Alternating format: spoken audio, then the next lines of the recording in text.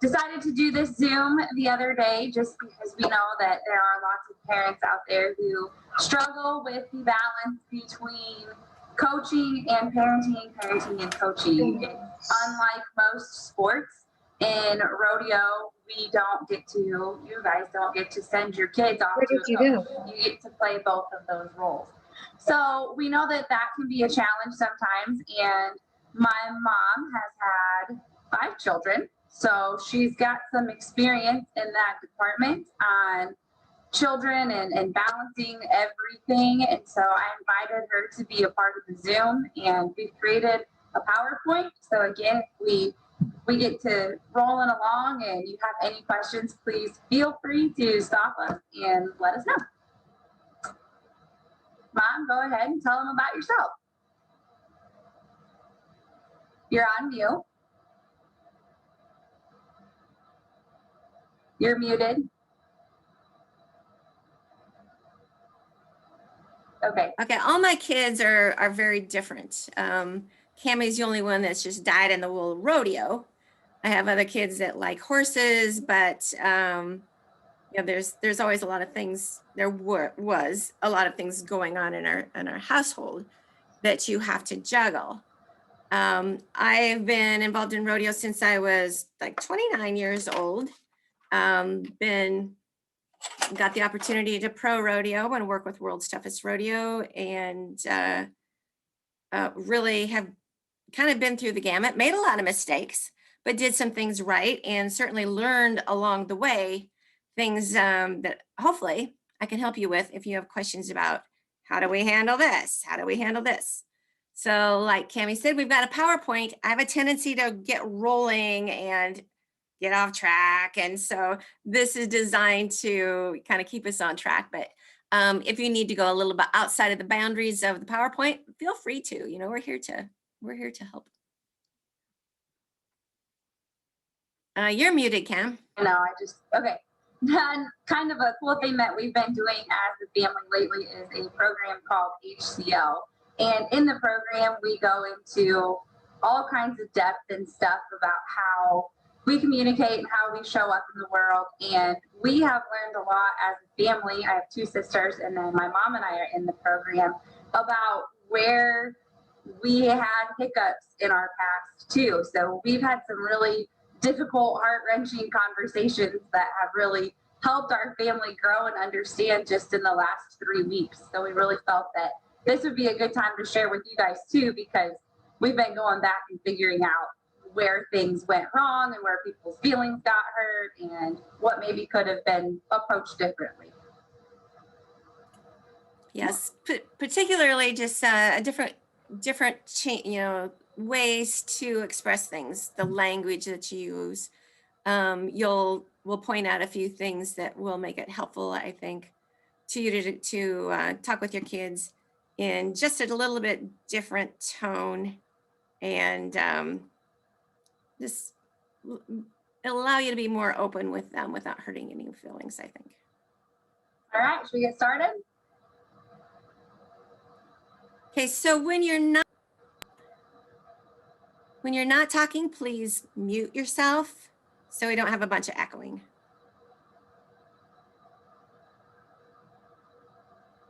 All right.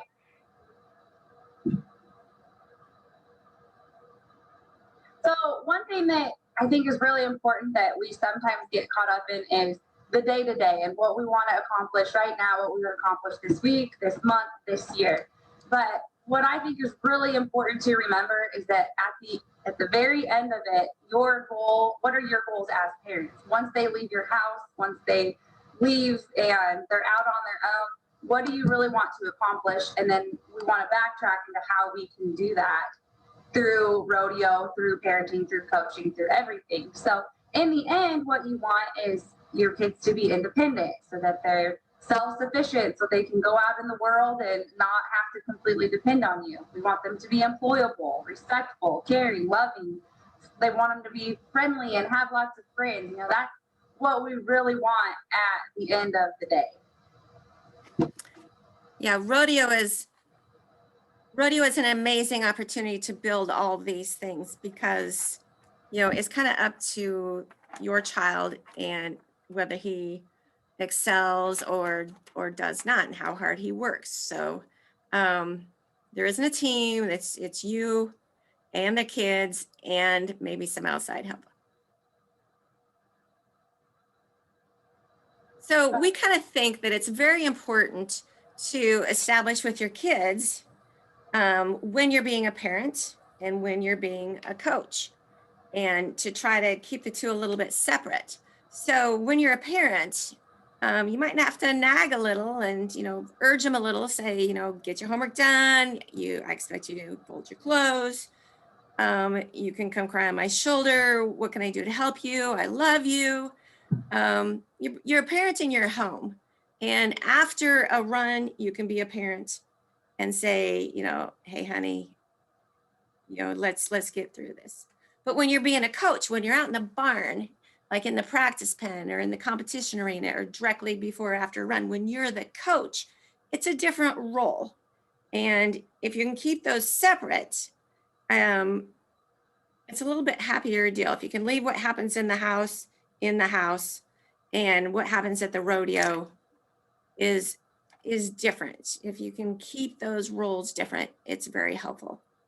So Cody Huber, he is a really good calf roper who's been trying to make the NFR, and he's been real close. And his dad's been to the NFR a couple times, and his dad just distinguished with him at a very young age. And he said, "Hey, here's the deal. I'm your dad, but I'm also the best coach you've got. So when we're in the practice pen, you're going to respect me like you would a coach. When we're at home, we can talk about other things. We can work out the parent stuff at home, but in the practice pen, I am your coach. I'm the best coach you're going to have because I'm the cheapest coach, and I have the heart and the desire to help you." So just distinguishing that, between you and your spouse, or, the mom and dad, or whoever's helping you, grandma, grandpa, and just distinguishing those roles so that from the very beginning, you and your spouse and you and your children understand what you're doing there.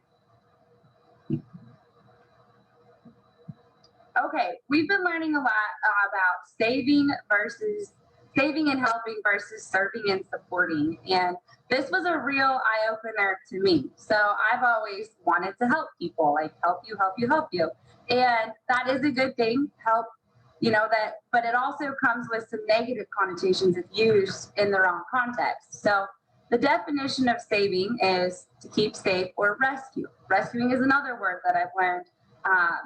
Goes along with saving that isn't always a great thing. So to keep safe or rescue someone or something from harm or danger, to do an activity for a person, the definition of help to make it easier for someone to do something by offering one services or resources. So that is a good thing as long as it's used correctly. So one thing that can happen, I heard a story the other day, and a lady was telling me about a dad who had a daughter, and the daughter brings the dad a banana, and she says, "Hey, Dad, will you help me?" And he takes the banana and he peels it for her. She couldn't get the banana peeled. Well, the next day she goes up and she still can't peel the banana, and she says, "Hey, Dad, will you help me with this banana?" And so the dad takes the banana and peels it for him again, peels for her. The next day she has the babysitter there, and the babysitter says, she walks up to her and she says, "Hey, can you help me peel this banana?" And the babysitter tells her, "Well, I think that there's plenty of ways that you could figure that out on your own. Maybe you could use this, or go in the kitchen and find something." Well, 2 minutes later, the little girl comes back and she's got the banana cut in half and she's happily eating it. Where the babysitter would have thought that, she would have peeled it from one end or the other, she took a knife, cut it in half, and she figured it out on her own.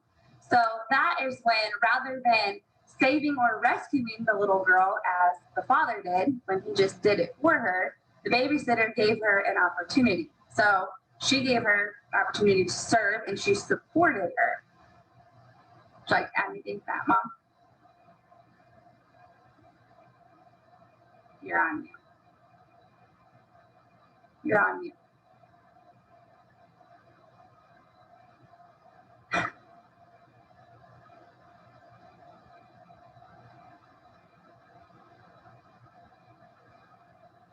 There you go. When you're constantly doing things for your kids, you're actually robbing them of the opportunity to get good at something and to challenge themselves. So you become a server, you're of use to them. You make it convenient for them. But if you support them, then you can promote what they're doing, and you can tell them, you're doing that right or something, but you need to let them do it and you tell them how, rather than just do it for them. Cami coaches a lot of little kids, and their parents, 6-year-old kids are coming in and they need to saddle their pony. And so that the parent will grab the pony or grab the saddle and bring it over. And Cami just goes, well, she needs to, or he needs to saddle that pony. And they get this look on their face like she can't. But you should see the look on their face when, with a very little help, they do. So the difference is I may need a little help. I can do it better in the future, but I can. That's where I can starts, is when you quit helping. Yeah. Okay, and it's important to take the time. So again, like we talked about in the very beginning, a lot of parents will come in and they'll say, I had one dad, this little girl had never saddled her own horse before. And by the end of the weekend, she was saddling all of her horses by herself. So he came to pick her up and he was pretty proud of her. And, way to go, Shawnee, that's good for you. Like, man, I'm glad you know how to do this. And I went to their house 2 weeks later and he said he was saddling her horse for her. And I said, what are you doing, Sean? And he said, well, it's just a lot faster if I do it for her. And I thought, well, that's not the way that it's supposed to work, because in the end, we want them to be self-sufficient. We want them to be independent. We want them to be able to take that role on themselves and be able to do it without you. So even though those things can take a lot of time, and obviously there are times that you really do just need to get it done, and that's definitely understandable. But if you have the extra 5 minutes, take the extra 5 minutes to let them figure it out on their own. Yeah, in the long run, it's not going to take you more time. You won't have to do it at all. So struggle through it. Let them figure it out, and then they can do it, and you can saddle your own horse. Okay, anybody have any questions on that? Okay, so now we're going to talk about sitting down and creating the game plan or a contract. So this is going to be a conversation that you have with your children, and it's a neutral agreement where you can come back all throughout the year and say, okay, remember when we talked about this? Like, this is what we agreed upon. It'll keep you both accountable. We're going to talk about things that we're going to ask the child to do and the things that the parent agrees to do. It's going to create clarity, understanding, and allow you guys to work together versus butting heads against each other all the time, that I said, you said, and whatnot, because we're going to have a place to reference. So we recommend putting the ball in the child's court first. Rather than you sitting them down and telling them what to do, you're going to ask them questions. So questions like, what are your goals? And then obviously you might send them off to their rooms, or if you have more than one kid, have them figure that out on their own, or maybe ask that question at dinner one night and say, tomorrow we're going to discuss this, but for tonight, like, this is our question. Please come back to the table tomorrow and we'll sit down and talk about it. You can say, how can I support you as your parent? What are things that you need from me as a parent? How can we support you as a coach? We need to start differentiating between parent and coach. What can we do to physically celebrate the victories? So this summer I had a young lady working for me, and she was learning how to rope the dummy, and she finally caught it. I mean, it'd been days. She'd had some really bad habits, and she was struggling. And so we finally got her on her horse, and when she got done, she said, woo! And she threw her hands up in the air. I was like, well, yeah, way to go. But like, I did not expect that kind of reaction out of her. And she said, well, Joe, the guy that I live with, he's an older family friend. He said every time that they accomplish something, whether it's chopping wood or it's, taking out the dishes or doing the laundry or whatever it is, or accomplishing something big. They had assigned a physical activity that everybody in the family knew what that meant. So that's a way that, they really know that they've got your back, because that's something that just you and your family has going on. So it's specific to you. What are things that we can verbally say? A lot of times we think we're saying the right thing. For me as a coach, or I hear parents are like, well, I feel like I'm supporting them. I feel like I'm telling them the right things, but they're just not getting it. So this is the chance to ask your kid, what do you want to hear from me? Versus just assuming that we know what they want to hear, because it's what we want to tell them. And then the last thing is the consequences. Let them be accountable for, if they don't do something, this is what I think I should give up. Rather than you being the one that's the bad guy all the time, let them decide. If I'm have a bad attitude, then I have to run 2 laps or down and backs or do 10 push-ups. Or if I don't do my laundry, I have to saddle my sister's horse too, or something along those lines. But maybe try to let them come up with those consequences on their own. Yeah, going back to the first, when you're asking your child, so what are your goals in wanting to rodeo? It's going to be different for different kids, and it needs to be okay. Some kids just want to go have fun, have a nice horse, get a point now and then, be social, just enjoy going to the rodeo. And that's okay. Another kid is going to say, man, I want to win a buckle and I want to win it now. And that's okay too. But you have to, or I suggest that you listen to your child. And if they say that they just want to have fun and get a few points here and there, don't push them harder. It's okay to be happy doing something. In fact, it's very important to be happy doing something. It should be your child's decision when they want to step up and be a champion. But we should not start out wanting them to be a champion, because they're all going to start out taking little steps and being so far from it that you need to be really excited with every increment that they take. Does anyone have a comment? There is a way to put up your hand. And if you go to reactions, no, that's all right. Go to chat.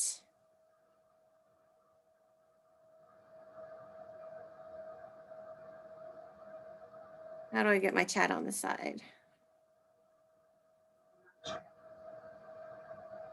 We can keep going and take questions at the end too, or as they come up. Or if you just have something that you want to share, you can just unmute and share it as well.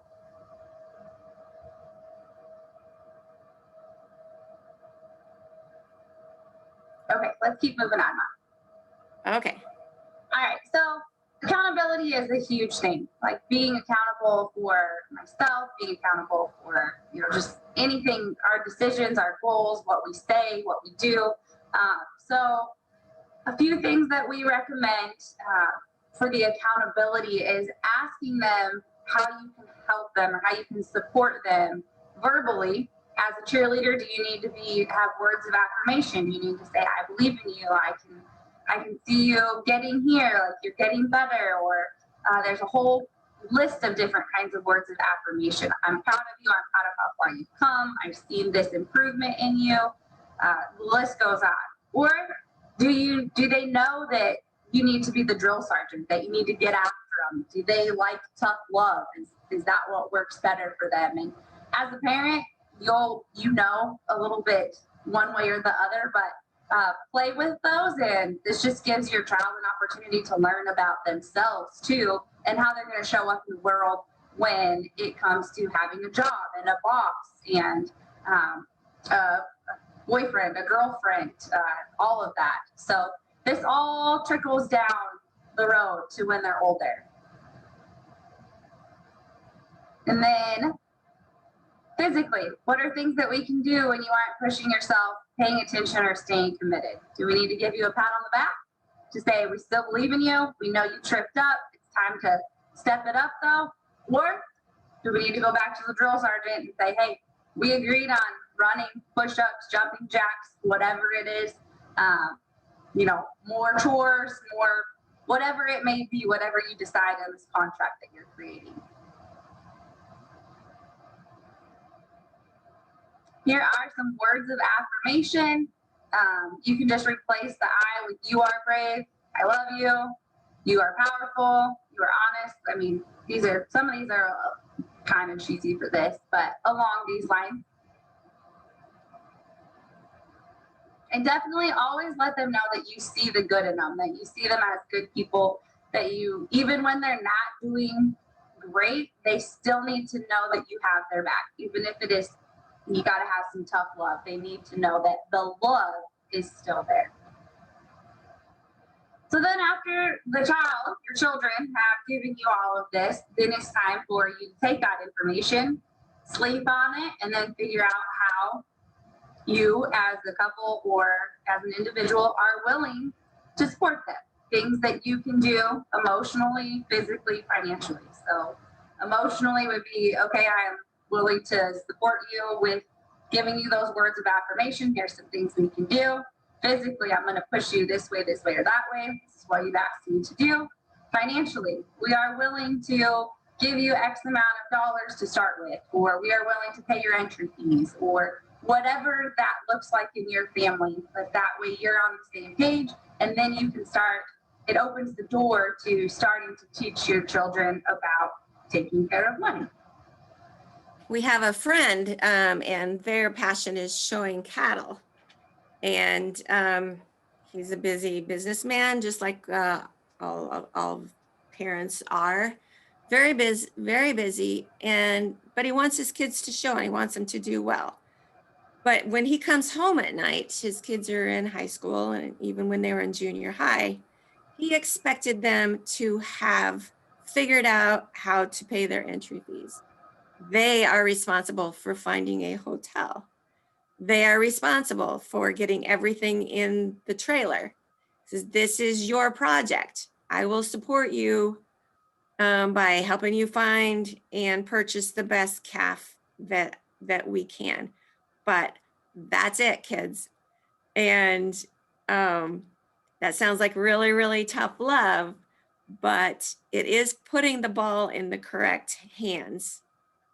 And if they want to go, if they want to do things, you will be amazed what a youngster can get ready and get done on their own. You don't have all day. Most of you don't have all day to help your kids get ready. And even if you do, it's really not your job except to help them when they're too small to do it themselves.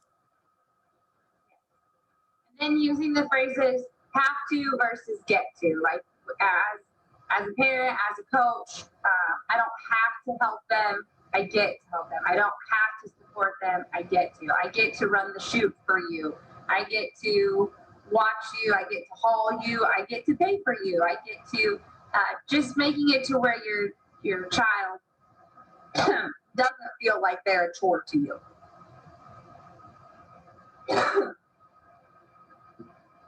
It's a whole different feeling when you actually say that yourself. You know, I have to do chores. If I tell myself in the morning, I get to do chores, then what comes to mind is I get to get out and get some exercise, and I get to do such a wonderful thing. Whereas if I say I have to, that's how I feel about it. And that's so true about everything in life. If you just change those words from have to get to, it's a pick-me-up. Yeah. So then on from there, then you can say, for our support, this is what we expect for you to have done. And we'll have them say it in the context. I get to have my schoolwork done before I do practice. That way it's taken care of. and just have the list of what they need to do in school, what they need to do in the house, what needs to be taken care of in the barn, what needs to be prepared, and what needs to be ready before you leave for the rodeo, or the jackpot, or for the lesson, or whatever it may be. Keeping that ball in their court. One thing that I really appreciated of my parents when I was in high school is they taught me, they expected me to have the entire trailer loaded. I mean, all but the hay on top of the trailer. Everything else was my responsibility. This was my rodeo. This was my opportunity, and it was my job to have that stuff done, because this was for me, and they were taking time out of their weekends and out of their work schedule, and they were doing this for me. So it was my responsibility to have all that done. Then when I went to college, I knew how to handle that. There were probably at least 5 kids on the team, and I think this is true all across the board, that they didn't know how to check their oil. They didn't know how to pack their trailer right. They didn't know how to pack feed. They didn't even know what feed to put in there. And the parents gave them a 10-minute tutorial before they sent them down the road to college. And so they got there and they just had no idea. And they were lost and they were confused, and then everybody else had to help them. And that was frustrating. It's frustrating for those that are around you if you have to be the one that helps all the time. And if you're the person that has to be the victim who can't do things for themselves, that's really frustrating for them too. So by setting this up and being very transparent on what you expect, then there's no excuses. There's no questions. Everybody gets to be on the same page, which relieves a lot of frustration. Non-negotiables. So we chose this because it sounds a little bit more positive than consequences, but these are things that you can sit down with them and say, okay, if you have a poor attitude, this is what's going to happen. End of story. Like, we're not going to have this. This is not an option. Whining, not an option. If it happens, this is what's going to happen. End of story. Bad grades, poor sportsmanship, not getting chores done. Whatever this list needs to look like, whatever it is in your household or your practice pin, that way everybody, again, is on the same page. I want to jump in here. One of the biggest mistakes I made with my son Tyler, he wasn't a go-getter when it came to putting his clothes away and stuff. You know, when I get home from work, you could see him scrambling to get stuff done, which I don't care. I kind of leave things to the last minute, but he was particularly bad about taking the initiative to get things done. He went out for karate, and he was pretty good at karate. But he was had a poor attitude at home. And I said, Tyler, you have to get some of this done. You've got to, when I come home, you know, this needs to be done, that needs to be done, that needs to be done, or you're not going to karate anymore. You know, I really booby-trapped myself. I totally took something away, gave him the opportunity to fail in a way that I was going to have to take away karate. I didn't want to take away karate. So I'm imploring you to don't make the same mistake. Don't say, we're not going to any more rodeos if you get bad grades, or we're not going to the next rodeo if I hear you whine. You want them to go to the next rodeo. Rodeo is a great thing. It's, you know, builds them in so many wonderful ways. Don't threaten to take away something that you don't want to take away. I was raised that if I say I'm going to take away something, I'm going to take it away. Not that you can't change that, but once you threaten something and you don't follow through, how believable are you? So set it up so that you can be believable, that your consequences aren't so big that you totally turn them off. I went back to Tyler and I says, listen, I'm really, really sorry. I didn't mean that if you didn't do so. I really don't want to take karate away from you. And he just says, I really don't care anymore. It's not a big deal to me. I didn't get to go a couple times. Now I don't want to go. So think about that.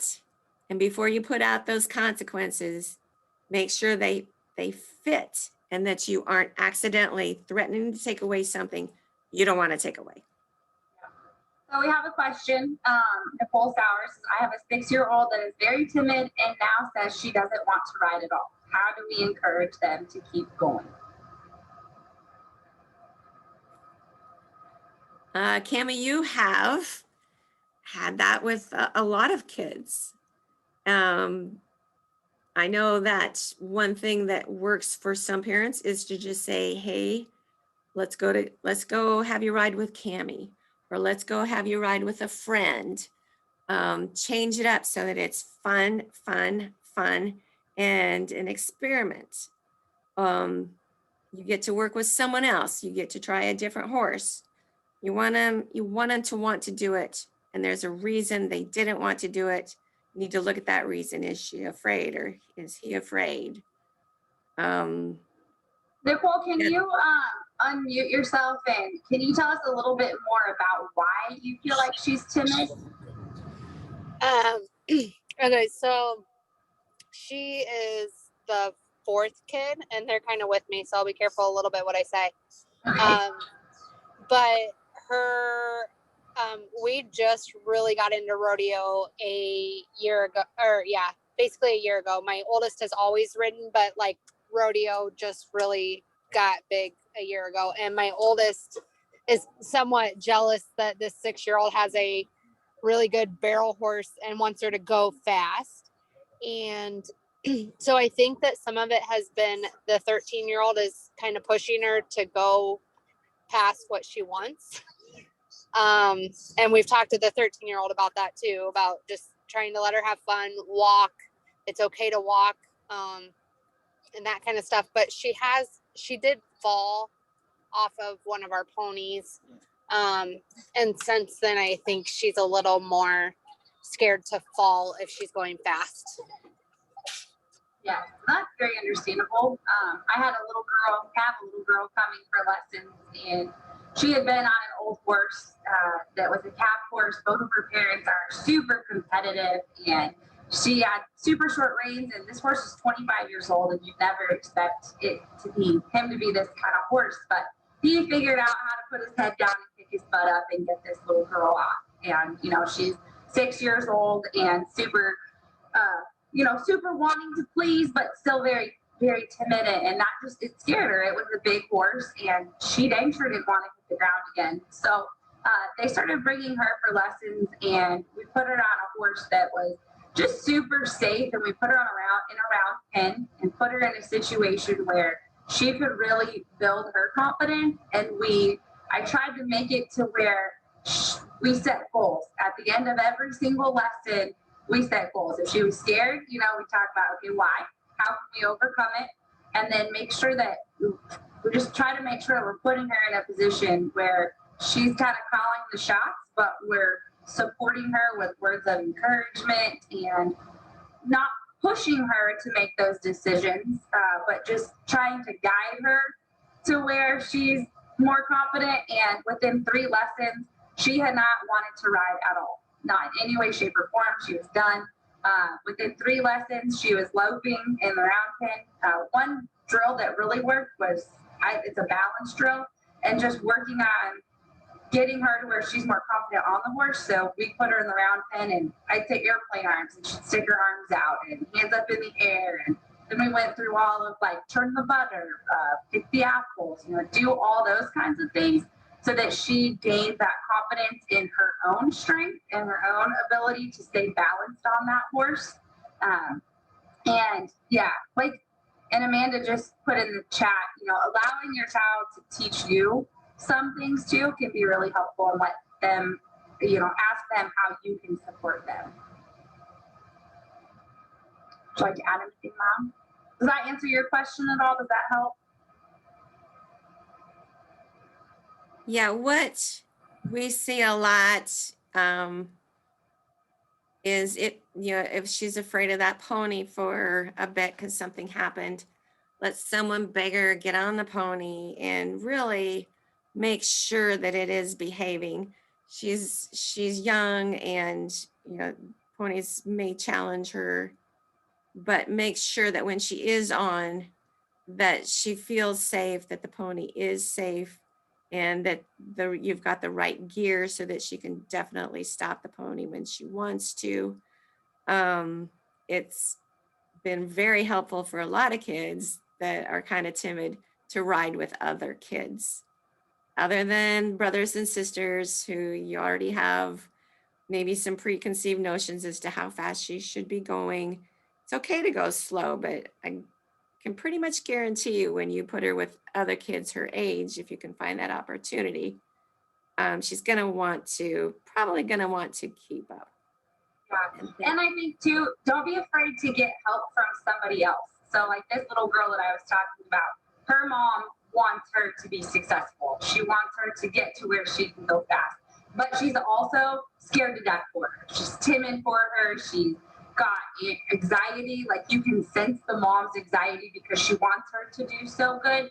And so the little girl also senses that when she's around. So even though the mom has equally as much knowledge as I do, if not more, and is, has the best of intentions, just the energy that she puts when she's around her, it scares the little girl right now because she's just timid. So the first probably 5 lessons, the mom stayed at the other side of the arena until we got to a point where it was like, okay, come watch. And then it was awesome. And now she's built that connection with her. And the mom has also seen that she's been successful multiple times in a row and that she has control again. So it's also helped bring the mom's anxiety down, even though she has the best of intentions. Yeah, it's perfectly okay to go slow. Perfectly okay. Yeah. Okay. So Gabby has said we have a 7-year-old with huge aspirations, which is awesome. But how do we help her pick more attainable goals without sounding like we don't believe she can reach them? How about it, Mom? Well, I would just say that you should communicate with her where, have her tell you what she's comfortable with doing right now. And then you can talk with her about how far we're going to get.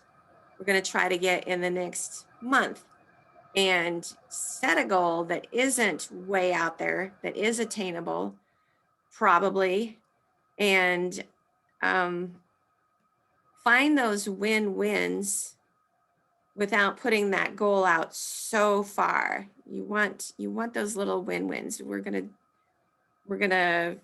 try to, what if you can tie a goat in 21, maybe in 2 months you could tie one in 19.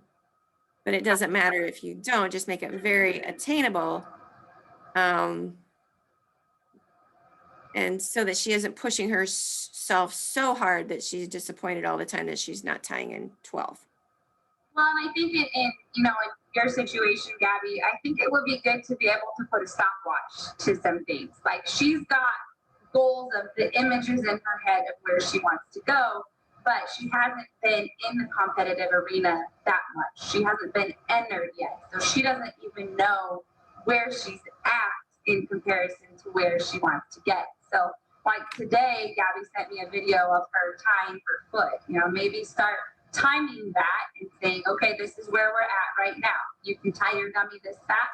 This is our goal. So that way we kind of have something to gauge our growth and where we're at compared to just the vision that we have in our head. I think that's going to be a really good tool once it warms up to get her where she wants to go, and just having those things that we can time and set markers at. Okay, so if you have any more questions. So she like wants to reach her goals, and I noticed that she'll be super gun-ho and moving forward and giving it her all, and then I noticed like a couple days of burnout after that. And how do we just kind of stay steady instead of spiking up and down with moving forward, if that makes sense? There's something to be said for limiting your practice. You make it a good solid practice, but don't let it get so long that they are kind of burned out. You leave the practice with them wanting to do more, not being exhausted. So Quality over quantity, for sure. And maybe rather than having the physical all the time, like, which I know that you guys are watching a lot of videos too, but say, okay, I am going to tie this many times my foot. I'm going to tie my dummy this many times. I'm going to watch this many videos, and I'm going to spend 10 minutes writing down my goals or focusing on my goals or reading a book or whatever it is, and then you're done. And then you'll come back the next day. That way you can build one block at a time versus trying to go from here to here to here to here to here. yeah, So and then going goals. back to using the words, you get to do this now.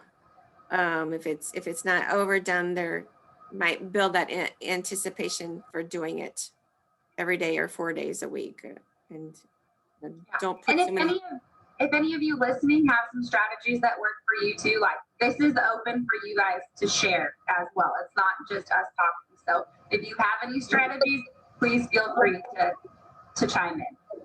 So we have a strategy that we use with our kids. We do what's a power list.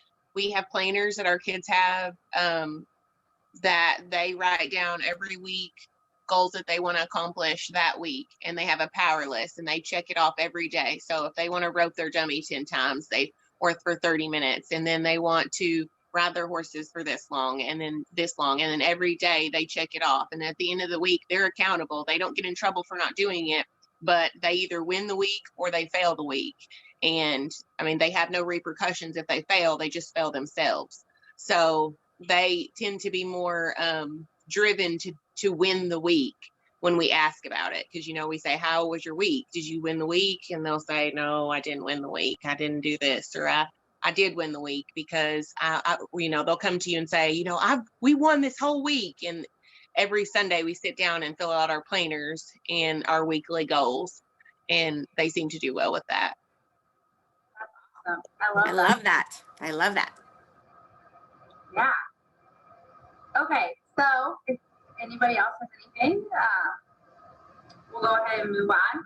So now we're going to talk about what we can do at the rodeo, or right before we get to the rodeo. So pregame. We like what my mom told me when I was growing up that really helped me, specifically in barrel racing, but then I transferred it over to my other events, is designating words. So while you're at home or while you're in the practice pen, there are words that we use, like your tip or your hands or whatever it may be that resonates with you and what you have learned and the terminology that you use.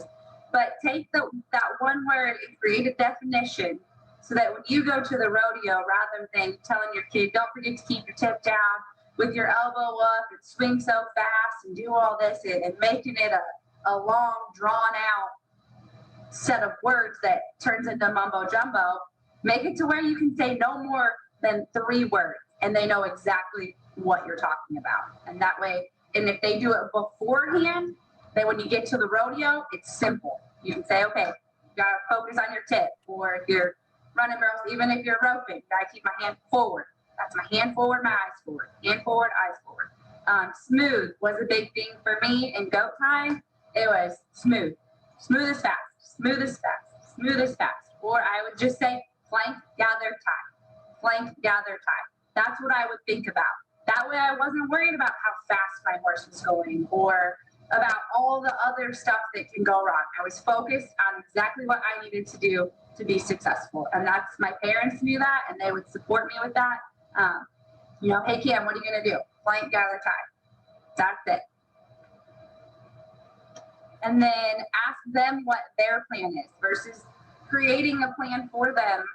Sometimes I've seen parents, they go and they check the draw for their kid, and they watch the calf for their kid, and they create the plan exactly what they're going to do for their kid. Again, that we need to put the ball in their court and let them come up with that stuff.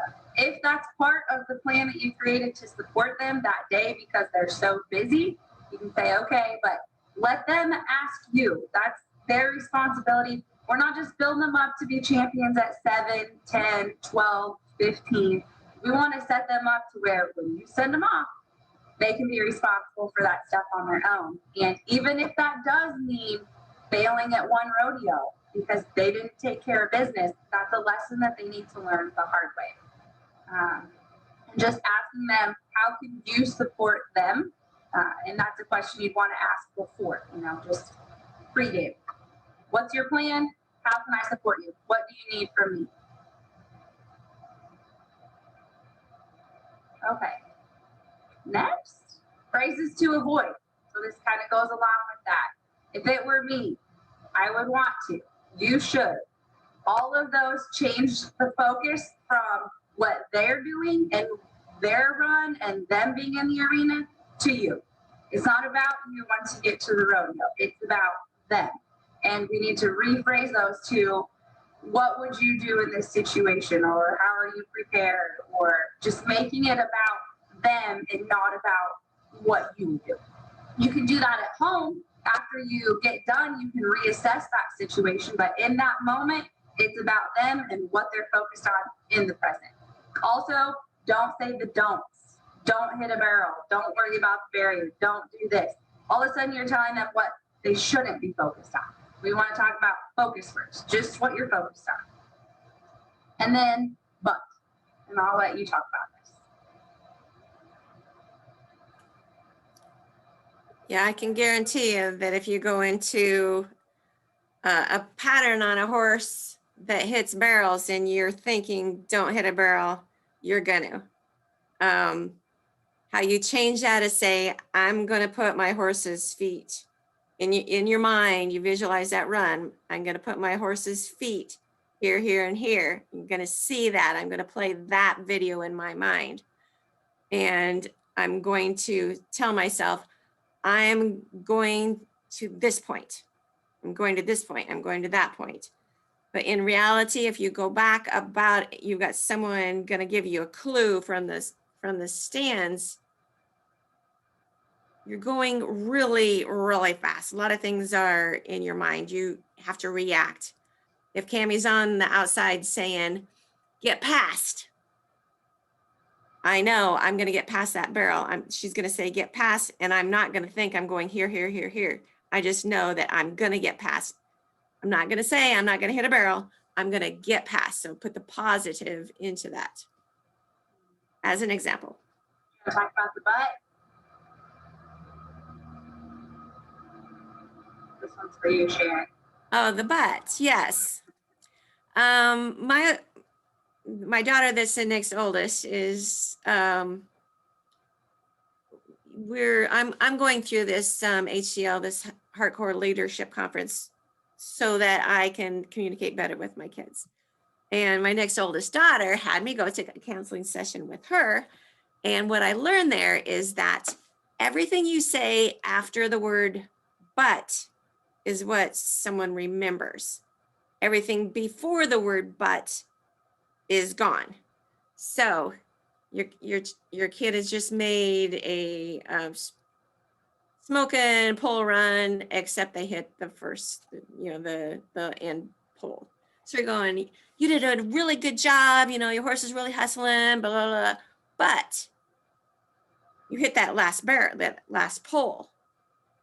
Your kid no longer remembers any of that praise, any of that cheerleading. They don't remember any of that. All they remember is, but you hit a pole.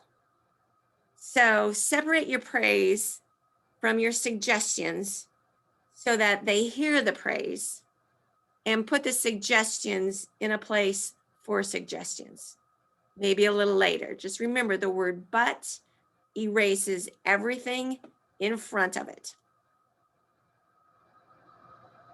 Okay, nerves. We kind of talked about it a little bit before with the mom in the example, but I know that we all have nerves. I have nerves watching my mom. I have nerves watching the kids that I coach. And obviously you as parents want the best for your children. So you have lots of nerves. Some people handle them better than others.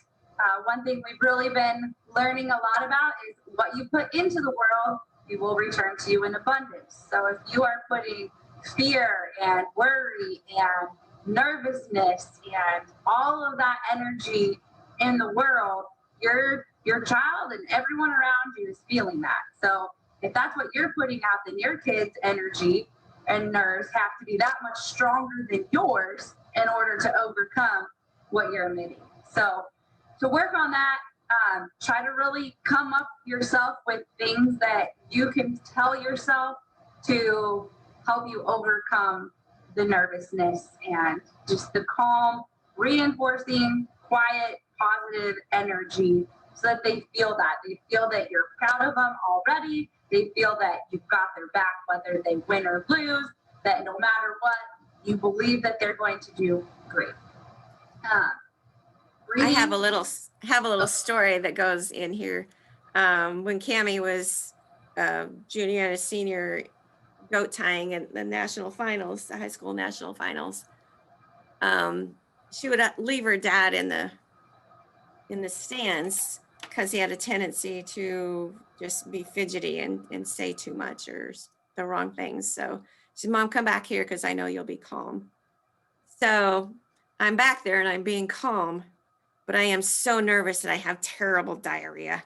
I mean, so if you can exude calmness, even though your insides are turning upside down, don't be pacing. Don't be, just put on that calm face, take deep breaths, let them out, and be there for your kid as their calm side. Yeah, be like the duck, calm on the surface and paddling like hell underneath.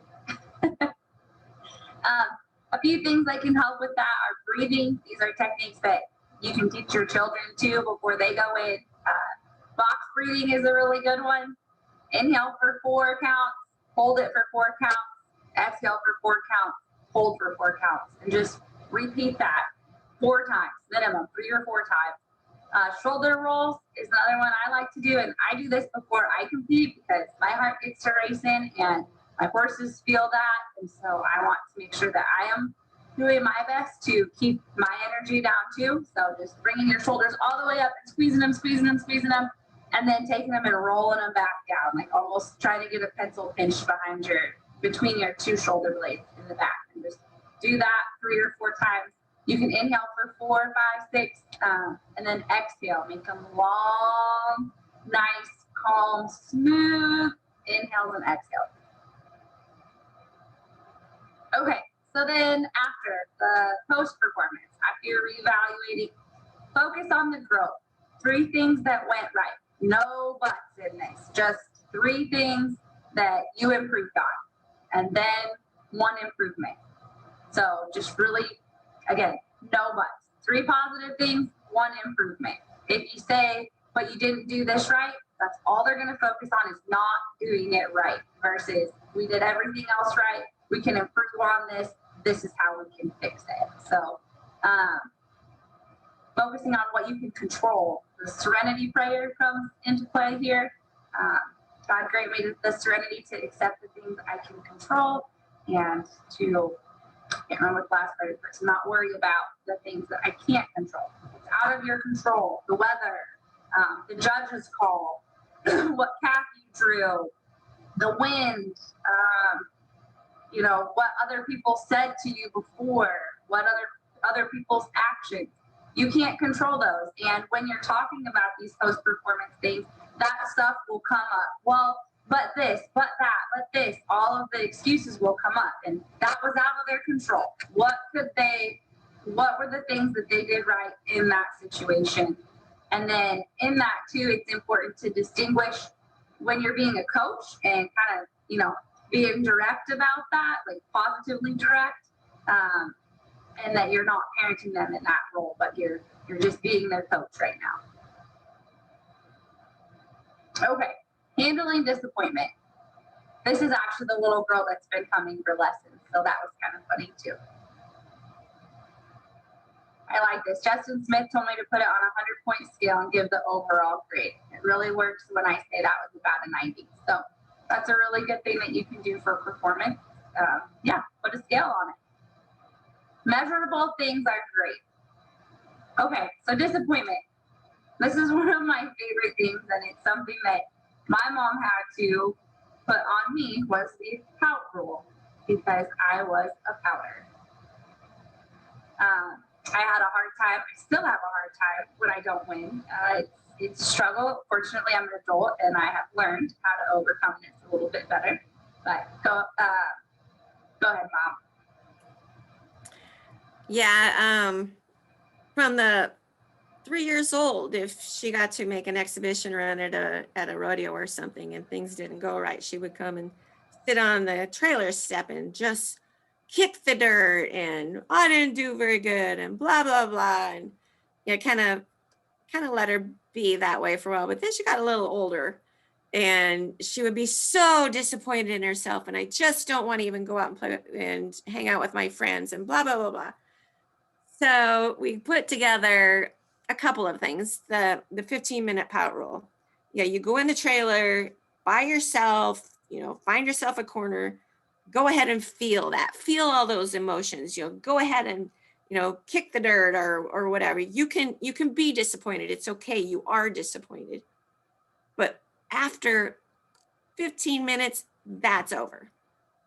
Pick yourself up, dust yourself off, have a drink of water, go outside and do something different. You're done pouting. I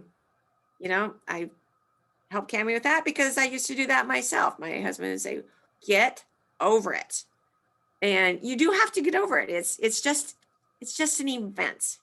The emotions that we put on that event are up to us. We can let it go, or we can just hold on to it and put negative connotations on it. But there's another rodeo. There's fun to be had. Get out, get your pout on and get out and do something else. One day she was particularly couldn't get out of it. So I got some pieces of paper and I said, you write down, here's this piece of paper, write down all the things that went wrong, write down all the things that you're feeling, all this stuff. And she wrote like 10 things. So then I took that piece of paper and I pulled off one thing and I'd read it to her. I says, okay, so you tripped. And that meant that you didn't get your tie. So I said, well, that's in the past. And I'd rip it up, throw it in the trash can. And we went through all the things, all the disappointments. And I said, they're gone. How do you feel now? And she smiled and she goes, I feel better.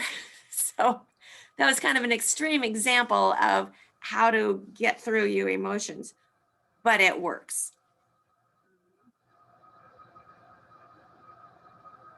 Okay, so just a few final tips. Let someone else video if you can. If you are playing both the role of coach and parent, usually wherever you're at, there's going to be lots of other parents around. You can give much more accurate feedback if you're watching it through your own eyes and then rewatching it through a lens. But if you're trying to focus on videoing and zooming and all that kind of stuff, you're not able to really focus on the run. And so if you're able to, just hand that off. I guarantee you the mom right beside you or the dad beside you probably knows how to do it. That's always one thing that I know that my mom, whenever she videos, or my dad has started taking on that role some too. And if they're around and they're doing it, it's like, it never fails that they might not even watch the run because they're messing with their phone or they couldn't quite see, and it would have been better off if they just wouldn't have watched it or wouldn't have tried to video it at all. So it's always better for me to not be videoing someone I care about, because I'll be looking over the top and I can't cheer and I can't give her advice. And yeah, I just trade with some other moms. Say, I'll video your kid if you'll video mine. And sure works great. Works so much better for me. Yeah, just make it easy. Let other moms and dads support you too. Celebrating the small victories. 1/10 is worth the celebration. I mean, anything that's small, like just celebrate that all along the way. Physically, whatever that motion is, it could be as simple as a thumbs up or a double thumbs up or a thumbs up with a shake, or it's just something little that has a special meaning to them, to celebrate that. Verbally, whatever the words of affirmation are, things that you know resonate with them, things that they have told you that they want to hear from you. This is a great place to utilize those on even the little things so that they know that you're with them every step of the way. Don't put butts in that, just I'm proud of you. And keep it fun. Have games involved in there, camaraderie, a little hooping and hollering and cheering on, and, do things that are creative. It's okay to leave the rodeo grounds and go play mini golf, or to go out to eat, or to go to the go-kart race, or to go whatever it is. It's okay to do something different every now and then and not put so much pressure on it. So just keep it fun. Make sure that when they get back to the trailer, they know that there's love and support there, and that there's not a butt chewing coming, or all the butts and failures. Make sure that they don't feel like a failure. They're hard enough on themselves, especially if they've created this dream and this plan and this vision on their own with your support versus you creating it for them. So just make sure that we keep it positive all the way through. Obviously, there's times that a kid needs a butt chewing. There are times for that. These are just tips that we have to overall try to be as a guideline. And always remember, there is always another rodeo. There's always another practice session. There's always another opportunity to get better. In the next moment, there's an opportunity to get better and grow. Just keep moving forward. One thing nice about rodeo, I don't care how many world championships you've won, or everybody fails in rodeo at some point. It's part of learning to be a human being, learning to pick yourself up and dust yourself off. I guarantee you that Trevor Brazil has fallen on his face, and I have fallen off my horse, and it's going to happen. So the rodeo family is going to be there to say, hey, it's okay. I've done something silly like that before too. Just learn your kids.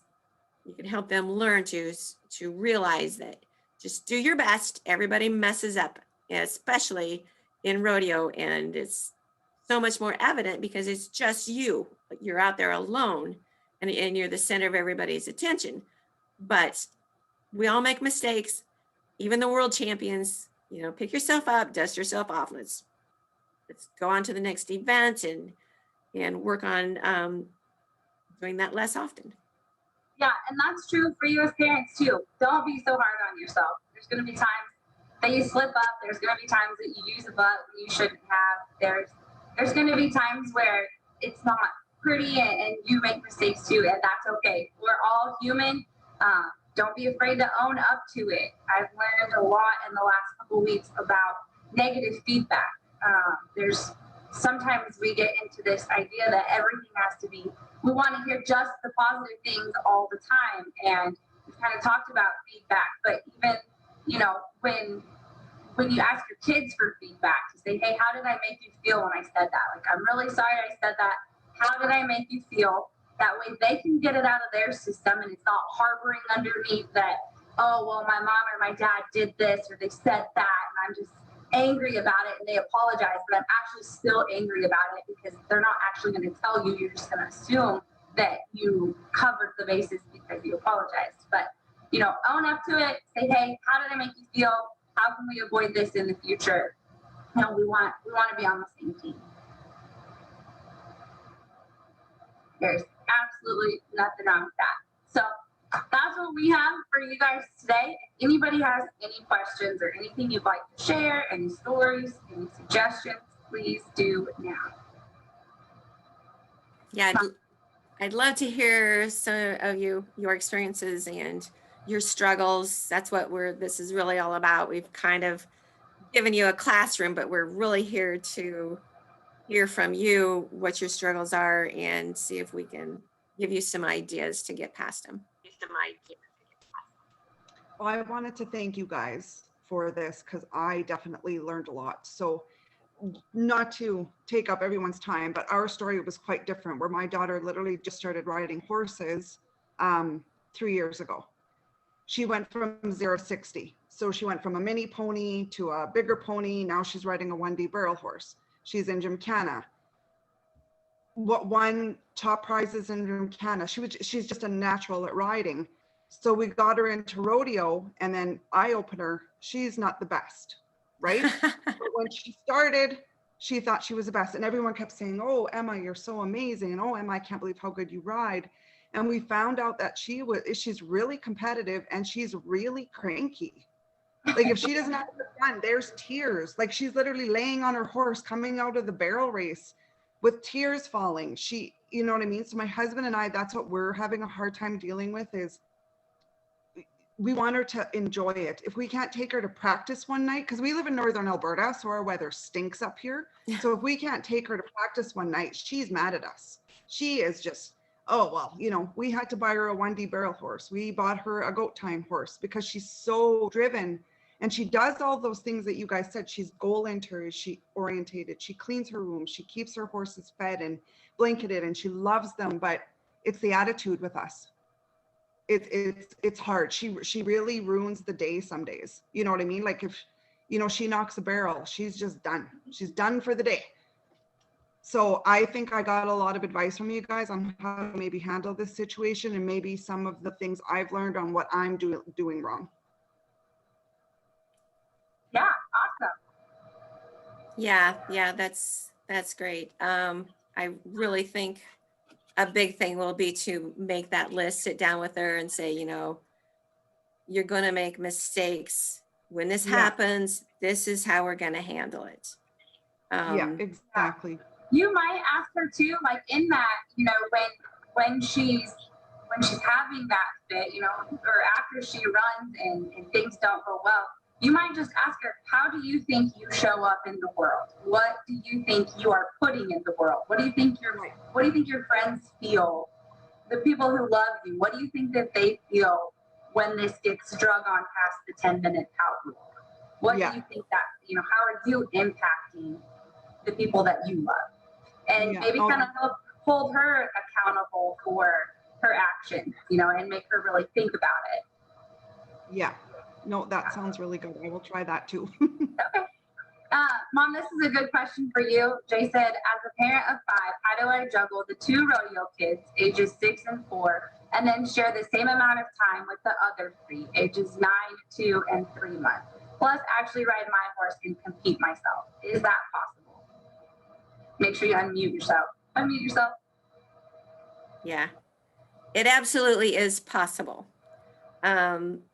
Number one, something I did that I'm kind of paying for now is I definitely rode my horse when I wanted to ride my horse, pretty much. You know, I made sure that all the kids were, you know, you need cookies, you need to go to basketball, you need to do this, you need to do that, you need to do that. It's a big, big juggling act. But if you make a contract with yourself and with your kids, and you actually space things out on your planner and be very rigorous about doing things when you say you're going to do them, there's room for everything. You're going to have some help. Hopefully, you know, I don't know what that looks like to you, but enlist some help. You need support in getting all that done. So, and you also need to be very specific about, this is when we're going to do that. This is when we're going to do that. This is when we're going to do that. Now I'm going to take these 2 kids to the rodeo. The other 3 might need to stay at grandma's, or grandma needs to come with us. Make a plan and stick with it, and you can have it all. I think we talked about a little bit earlier, in case this question came up, when you have kids that maybe aren't involved in rodeo as well, and they have other things going on, to just be really transparent with the children that aren't involved in it, that you have a coach. You have a coach at practice. You have that hour. The hour that you're there is an hour or a half hour or however much time that I can spend with this kid, because I am the coach for him. And just being transparent about the fact that you are playing 2 roles and that they have another specific person for that. Yeah, if it's just you, sometimes you're going to go to a baseball game instead of a rodeo, and you're going to set up with your rodeo kids with another family. You need to be there for all of your kids But like Cammie said, be transparent. This is how this is gonna go. Be a dad, be the one that's in control. Let them give you some input, but it's really up to you to determine what your schedule is and make room for yourself to ride to. One thing that my mom has always made perfectly clear since I was little is that she is an adult and she still has a life. I am her child. I am not her life. I am part of it. She cares about me. She loves me. She's still going to go out with friends sometimes. She's still going to enter rodeos. She's still going to ride her own horse. She's still going to make her own pottery and have her own business and her own career and her own goals. She's still a human. She's not just a mom. She's not just a rodeo mom. She's a person who has dreams, visions, aspirations of her own. And I needed to learn as a child to respect that. We see a lot in today that these kids, the parents become so involved and so completely entranced in that at the end of the day, what are we showing these kids? Are we showing them how to be an adult and how to be a mom and how to do this in the long run? Or are we just showing them strictly how to be a mom and that the kids are everything? We've got to show them that there's more, you can't have everything. Life is well-rounded. Yeah, it's going to be a crazy time for sure. But you can do it. You'll get through it. Just the word we've learned is rigor. Have your rigor. Build your schedule, stick with it, and get all the help you possibly can. Somewhere down the road, you're going to be helping someone else. So don't give up on anything, and don't give up on your kids having everything they want to. Yeah. And there's kind of so my mom obviously helped me when I was growing up, and she had barrel horses and they got passed down to me, and she helped hold goats and she hauled me to the rodeos, and both of my parents did and were very involved with my growing up. But then my mom got hurt and she was off and on for like 4 or 5 years. And so I was at college, I was training horses full time for a living. So I was doing all of these things and I was continuing to learn. So I had everything that she had taught me, plus what I was learning on top of that. Well, part of that was riding her horses for her. So when she came back from being hurt and started riding consistently on her own, I had to be the one helping her. And she can tell you how that felt. Wow, what an eye opener from going from the coach all the time to getting coached. I got to feel the way our kids feel when we're telling them, do this, do this, do this, do this. Cammie's going, Mom, you got to do that. You got to do that. And I was so resistant. It's like, oh, I had to breathe and calm myself down and say, it's okay. Listen to Cammie. You can listen now. And it was really, really, really hard, but it let me know what kids feel and why they turn their parents down, because your parents are yakking at you in the house all day, and then they're yakking at you in the barn, and they just go, ooh. But having Cammie come back and coaching me, I just wanted to shut down. So I had to open my heart up and go, listen to her. She knows how to make a horse stop better than you can. Listen to her. Go ahead and do it. It's okay. It was really, really hard. But believe me, exercises come really into play in that situation, because I got to feel how she felt when I was being a little a-hole when I was a kid. I was not very nice sometimes. I would just soul up and, no, I want to do it my way. I can do it. I can figure it out. Like I was that kid, hard-headed, stubborn. I wanted to do it.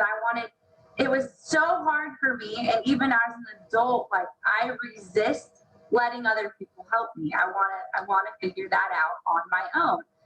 But that's one thing, that just being transparent about that. And, if you do have one of those children, sitting them down and just saying, hey, I am here to help you. I am here strictly to give you advice based on what I see. Videos are a great thing. Like, if you're in this situation, pull that video. Don't even try to have an argument. Pull that video camera out, when they're not paying attention and say, all right, do it again. Let's keep practicing, keep it the same. Let them figure out their own mistake. I also felt at the gut level, like, just leave me alone now. Like, she's coaching. I'm trying so hard to take it in and figure it out and do it. But I just stop. And I'm telling you this because your kids are feeling this too. You can only take in so much, and it's different for different people. And I thought I could take in a lot. I can sure dish out a lot, guarantee you. But when it's coming in and you're looking at your kid and their eyes are like, they've had enough. Let them digest it. Let them, that can be enough for that day. Just drop it for a while. Let them, Cammie, let me think about this. Yeah. It's an eye opener when all of a sudden you go from coach to student again. Yeah. And it's okay to just say, hey, am I going too far? Did I go too far? Are you done? Like, are you full? I'm just trying to help. This is what has worked for me. You're the one training their horses. Just say, this is what I'm just here to help you. If that's enough, maybe even have a safe word, like a I'm done word that just says enough. That we're done with this conversation. And that way everybody can just kind of absorb it and then revisit it. It might be walking away for 5 minutes and getting off your horse and going outside and coming back and then trying again. It might be not revisiting it for 12 hours, 24 hours, 72, depends on the situation. Oh yeah. Erin says she found Kaylin watching me ride and telling me already what I am doing wrong. And a lot of times she sees things that I can't see on my horse. I've had to learn to take constructive criticism from my daughter at the age of 11. But I'm also proud to see her wanting to help me. Yes, when you let your child go or take your child to someone else to help them, you should be watching so that you understand how they're being coached. And when you go back and your child's working and trying to do those things, listen to them if they say, this is what I was told. And you can say, I heard it this way. But believe them a lot of the time. If they're the one being coached, they might know a little more than you do. And that's tough. Asking a lot of questions helps people to decide what's right. What did you hear? Let him say it. What did I hear? Let him say it. Now, which is right? Asking those questions of kids all the time lets them tell you what they know and what they don't know.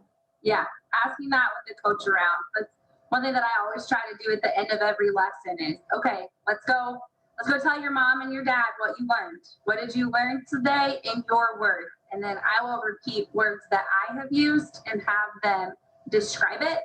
Or define it to their parent so that we're now all on the same page of terminology. It's not, well, I saw you doing this, but what I was saying was totally different than what the parents saw. So that puts everybody on an equal playing field. And it's okay to let your kids get help. No, every single parent that has ever come into our barn and gotten a lesson has said, my kids listen so much better to somebody else than they do to me. It's just how it is. Even with all this transparency and doing our best to be upfront and open, that's definitely going to help. But I know at some point in my life, I have a plan to once a month minimum take my children to get lessons from somebody else, whether it's an aunt, an uncle, a grandma, or I'm paying for lessons, or it's a clinic, whatever it may be. We're going somewhere else. It took Cammie till she was a junior, I think. In the barrel racing, I had to just kind of let her figure it out because she'd get upset if I tried to coach her all the time. Finally, she came up to me and said, Mom, I'm ready to listen now. Yeah. It's a big breakthrough, but you got to realize it's hard to listen to your kid, and it's hard to listen for a kid to listen to their parent. Yep. About the end goal. Stay focused on the end goal. All right. Anybody have any other questions? Jace wants to say something. Yeah. Okay. Horses is important. Yes, they are. You are right about that, buddy. You sure Yes. He waited the As whole a- thing to say that. Yeah. As a parent, yeah, I think the best thing we can do is find a horse that fits your child at the stage that they're at, and then keep moving them up. Whatever you can afford, get them mounted, because that is the basis of their success in most events. Yeah, we had a question, the best age for a kiddo to start roping off of a horse. I'm so nervous. I think that's variable depending on who your kid is. You know, some kids aren't ready to handle that. They're not coordinated enough. You know, I think if personally, if you've been roping the dummy a bunch and they can catch that consistently, if they can follow a dummy consistently, if they can catch consistently, and then you want to make sure that you have the right cattle, slow cattle, breakaway ropes, just set them up for success. But you know, there's some kids who start roping at 6, 5, 6, 7, however old, and they're just fine. They still have thumbs at 50. Other kids, they're not prepared for that. They're not coordinated enough. They're not mentally able to handle all of the different aspects of roping. So I think that really just depends on the kid and the situation that you're able to provide them to keep them safe when they get started. Any other questions, comments, suggestions? Yes, breathing is a good thing. Breathing, trusting, believing. She said, thank you. He's 6 and seems so ready. This mama bear just needs to relax. Just remember, they're breakaway ropes for a reason. They come off. Yes. Thank you, everyone, for tuning in tonight. Let us know Yeah, what you thanks thought. for joining us. Yes, we're really glad to have you and just glad to be able to share with you. And if you have any questions, contact us at rodeokids.com. We're here to support you. If a question pops up, Thank you. shoot us a message and we'll do what we can to help give you some guidance. Thank you all for joining us. Really appreciate it. All right. Have a great night. Cam, can you post the PowerPoint someplace? Yes, I will That you can share access this it. and then I will post the PowerPoint in both the Rodeo Kids and the Pony Pros chat or the Facebook pages, so you can get those. I just like to say congratulations to you all for having your kids in rodeo. I know it's been a tremendous thing for so many young people. They find their best friends there. You get to camp with your kids in high school and junior high rodeo. What other sport is so inclusive? Everywhere we go, you've got your rodeo family. People call us, oh, there's someone broke down. They're a friend of such and such from such and such. Could you go help them? Of course we will. So yeah, I think that's awesome that you're in it. Cammie's doing rodeokids.com because she loves the sport and wants to give you as much support as she can. So spread the word and tell anyone who's involved to go to rodeokids.com because there is a lot of good information there. Yeah. All right. Have a great night, everyone. 5, 8.